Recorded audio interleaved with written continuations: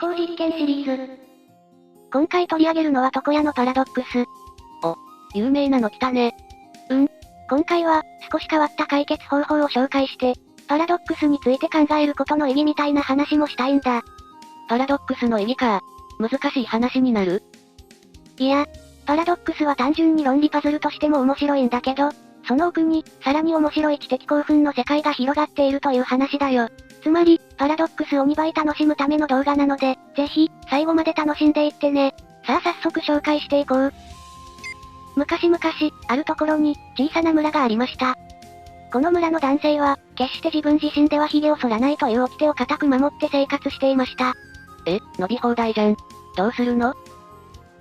ただし、この村には、一軒だけ床屋があります。この店の店主は、自分自身で髭を剃らない人全員の髭を剃り、それ以外の人の髭は決して剃らない、という師匠の教えを固く守って、毎日、村人たちの髭を剃っています。今日も、村人たちの髭を剃り終えた床屋は、満足げに家路に着きます。さて、この床屋自身の髭は、一体誰が剃るのだろう？やっぱり床屋自身が剃るしかないよね。床屋もこの村の村人だから、決して自分自身では髭を剃らない。この村には、お社様という守り神がいるんだけど、村の掟を破ると、年に一度の綿流しのお祭りの日にたたりにあって、消えることになるよ。どっかで聞いた設定だが、じゃあ床屋は髭を剃らないのかな？そうすると、自分自身で髭を剃らない人全員の髭を剃るという師匠の教えを守れなくなる。その場合、床屋は発狂して、首をかきむしって死ぬことになる。さあ、どうしたらよいだろう？ちなみに、床屋は実は女性だったわなしね。見ての通り、立派なおじさんだ。同様に、奥さんに剃ってもらうもなし。この村の女性は、決して、この村の男性の髭を剃ってはいけない。という掟を固く守っていると考えてもらってもいいね。自分自身で髭を絶対剃らない村人の一人である床屋は、自分自身で髭を絶対剃らない村人全員の髭を剃らなくてはならなくて、剃ると、村人の一人としての掟を守れないし、剃らないと師匠の掟を守れない。頭がこんがらがってきた。ちょっと整理しよう。一つ目に、村でたった一人の床屋は、自分自身で髭を剃らない人全員の髭を剃り、それ以外の人の髭は決して剃らない。二つ目に、すべての村人は、決して自分自身で髭を剃らない。すると、村人である床屋の髭は誰が剃るのかという問題が生じる。一つ目の規則を守って、髭を剃ると二つ目の規則に反し、二つ目の規則を守ると、自分で自分の髭を剃ることはできない。これはパラドックスである。床屋のパラドックスは、自分自身について言及するある種の命題を立てた際に、生じる、自己言及のパラドックスの一つなんだ。私は嘘つきである、という発言みたいな感じだね。自己言及のパラドックスについて、体系的な研究と解決法を提示した初期の哲学者として、イギリスのバートランド・ラッセルが有名だね。ラッセルは、集合自体の集合が持つ集合論のパラドックスの解決方法として、タイプ理論に基づく議論を、提案しているんだけど、この理論は自己言及のパラドックスをも一掃するものだったんだ。集合論のパラドックス。やばそうな響きだね。実はこの床屋のパラドックス、つまり自己言及のパラドックスも集合論のパラドックスの一部なんだ。その解決策であるラッセルのタイプ理論の解説は、このパラドックスシリーズの四天王とも言える、嘘つきのパラドックスと集合論のパラドックスについて解説するときに取っておきたいと思っているので、チャンネル登録がまだの方は、これを機に登録して、楽しみにしていてもらえたら嬉しいよ。今回は、その簡略版というか、少し違った視点からの解決方法を紹介していくね。そこで、まず、次のおかしな証明を見てもらいたいんだ。自然数の最大数 m は1である。自然数の最大数？しかも、1なの？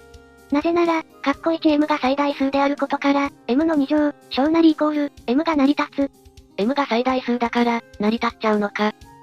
次に、(2) m が自然数であることから、m は1以上であり、m の2乗、大なりイコール、m が成り立つ。ちなみに、集合論では通常0も自然数に含めて考えることが多いけど、高校数学までの場合で考えてね。(3)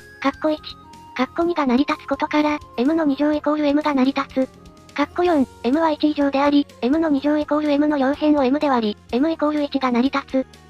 0では割れないからそこは大丈夫そうだけど、よって、自然数の最大数 m は1が成り立つ。これはおかしくない？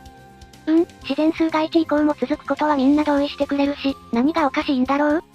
自然数の最大数を仮定するからおかしいんじゃない？実はこの推論は、ある証明の不完全な形なんだ。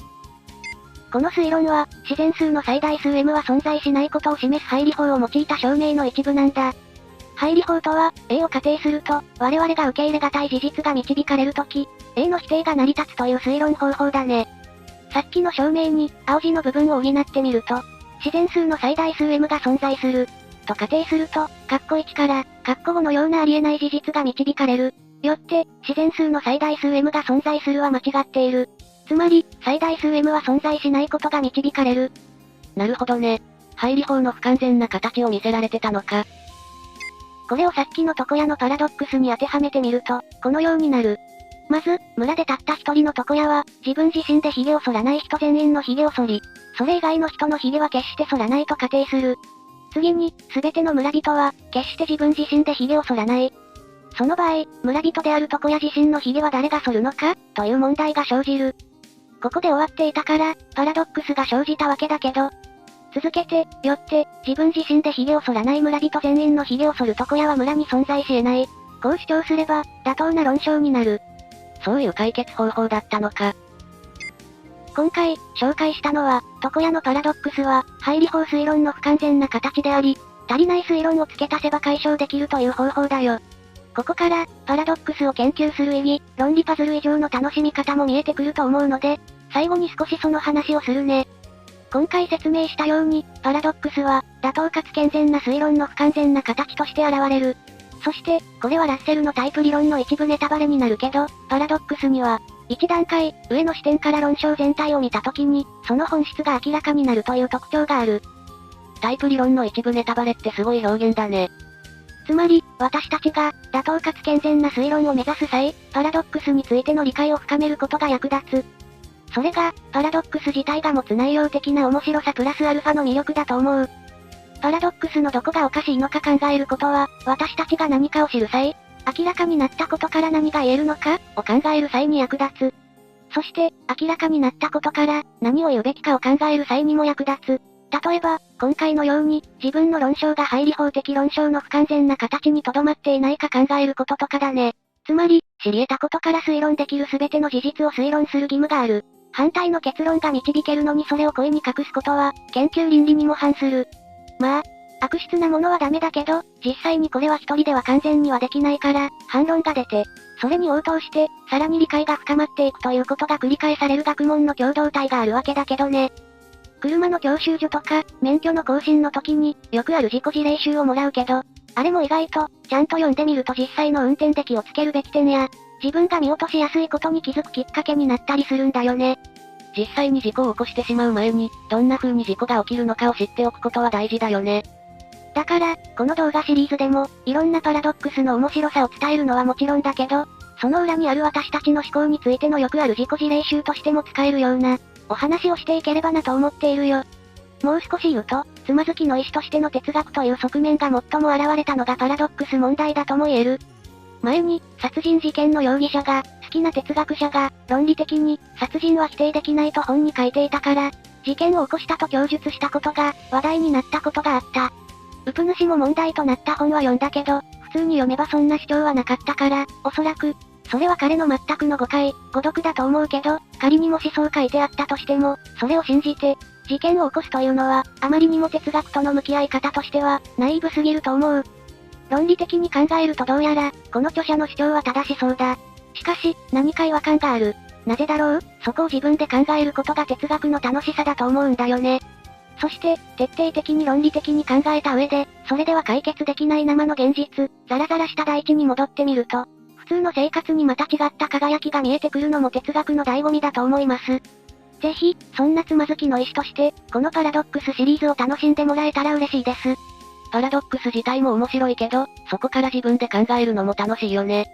いつも、コメントくださる皆さんもありがとうございます。私の思いつかないような発想もあって毎回、読むのを楽しみにしています。今後も気軽にコメントいただければ嬉しいです。皆さんのコメントも含めて、そのパラドックスをこれから考える方のヒントになれば良いなと思っています。今回の参考文献を紹介するね。一冊目は、中村秀吉先生のパラドックス論理分析への招待という本。日本語で哲学のパラドックスを扱った本というとエンタメ系か、論理学や集合論の理解を前提とした学術書の2つに分かれる感じで、その中間の本がなかなかない感じなんだけど、この本は、私たちの正しい思考のために、いかにパラドックスを扱うかという視点で書かれているので、とても良かったです。集合や論理式が登場するときは、ちゃんと説明をしてくれるので、知識ゼロでも楽しめる本としておすすめです。もう一冊は、最近出た戸田山和久先生の教養の書という本。パラドックスとは直接関係しないですが、ロジカルに考える楽しさを伝えてくれる本として、おすすめです。教養と聞くとなんか気恥ずかしい、お高く止まったイメージを抱く人もいるかもしれないけど、結構真面目に教養が必要な理由と、それが人生を楽しくしてくれる理由を教えてくれます。洋画とかの話がとにかくたくさん登場して、そこは人を選ぶけど、話口調で面白く書かれていて、楽しい本です。気になった方は、概要欄から確認してみてください。エンディングマッター、チルノちゃんの勝手に告知。アニメ日暮らしの泣く頃にシリーズ完全新作、日暮らしの泣く頃に号。絶賛放送中。みんなでひなみ沢の新たな謎を解こう。序盤に振りはあったが、やってしまったか。せっかくいい感じで終わりそうだったのに。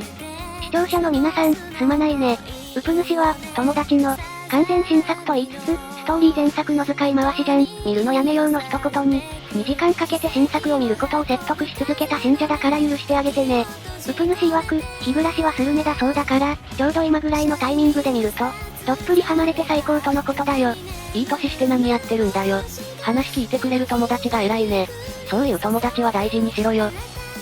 今回も、動画を最後まで見てくれてありがとうございます。この動画へのご意見や、今後扱ってほしい話題なども、ぜひコメントお願いします。このチャンネルでは、今後も思考実験や、哲学や心理学、学習関連の動画を上げていく予定です。高評価チャンネル登録もぜひよろしくお願いします。それでは、皆さん、お元気で。